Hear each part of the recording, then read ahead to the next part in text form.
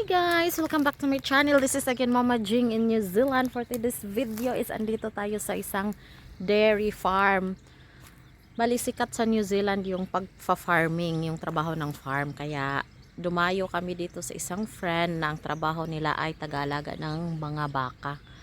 Ayan, nasa likod yung mga baka. Medyo malayo-layo tayo ng konti. Ayaw kong pumasok dun sa loob. Hindi ko siya ma-zoom. So pag-usapan natin ngayon yung mga trabaho nila bilang dairy farmer. Gaano ba kahirap ang trabaho nila?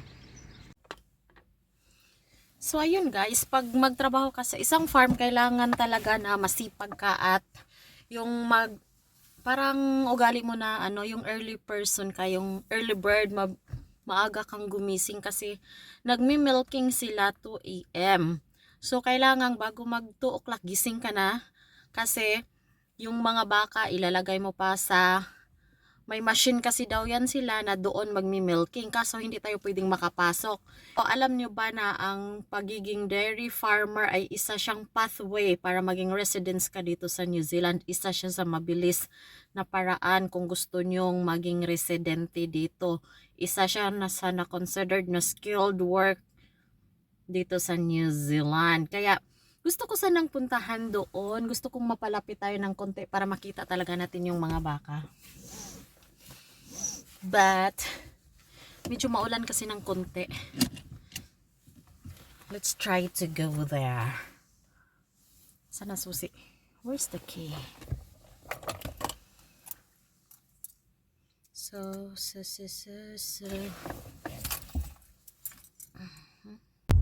Ayan ang mga baka guys.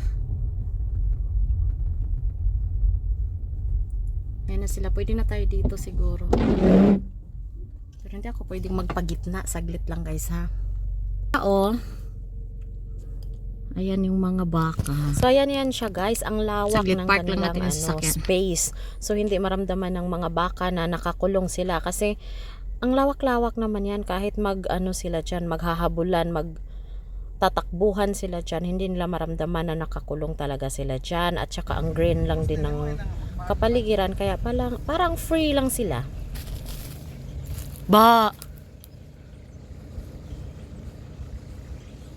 So yan yun siya. Isipin nyo guys, ganyan kadaming baka ang aalagaan ninyo, pakainin ninyo, lagyan nyo ng mga vitamins, ganon. Kaya pag nag-work kayo sa farm, dapat helpful na rin kung may experience kayo. Ano ba ang kailangang requirements para makapag-apply tayo dito sa New Zealand bilang dairy farmer? Ang sabi naman ni Kuya, wala namang requirements pag mag-apply ka ng farm. Hindi siya hinahanapan ng requirements. Yun ang sabi nila. Pero pag may background ka or training course about agriculture, farming, ganon is syempre additional additional points para ma-hired ka. So ayun guys, na-interview ko na si Kuya na taga-alaga ng mga baka dito. Ayaw lang niyang magpapakita sa vlog natin. Pero ang sabi niya, ang trabaho daw talaga dito ay gumising sila ng 2 AM para magmi-milking. At sa isang araw, 3 beses silang magmi-milking. So bali yung trabaho nila, gising ng maaga, tapos magmi-milking, tapos pahinga, uwi sa bahay. Tapos, babalik na naman sila sa tanghali. Parang ganon. Hindi naman yung straight talaga yung trabaho nila. Pero ang sabi ni Kuya, kagaya ngayon, linggo kasi ngayon, sabi niya, walang hali-holiday ang mga baka kasi hindi pwedeng ma-stock yung mga nila, yung mga gatas. Kailangan talagang everyday silang i-milking. So, pag ganito yung trabaho natin is, medyo laylo muna tayo sa nightlife. Laylo muna tayo sa gala-gala. Concentrate muna tayo sa trabaho kapag farming yung trabahoan natin. Dairy farm, I mean. Tapos ang kagandahan is libre sila ng bahay. Kagaya nila sa ito yung bahay nila. Tapos dapat sanay ka rin sa lungkot or kadalasan naman sila dito kasama nila yung pamilya nila. Siguro kung binata ka at mag-isa ka, nakakalungkot kasi mga baka lang talaga yung makikita mo dito, ang layo ng kapitbahay. 'Di ba kanina nagsasakyan pa ako para makalapit doon sa mga baka. At sabi niya yung mga baka na yun is 400 na baka yon. Tapos yung ibang kwadra na naman is may 400 din. Tapos pag magme-milking sila is dadalhin nila yung machine dyan. At doon, isa-isa nilang isa lang yung baka na ready ng gagatasan, parang ganon.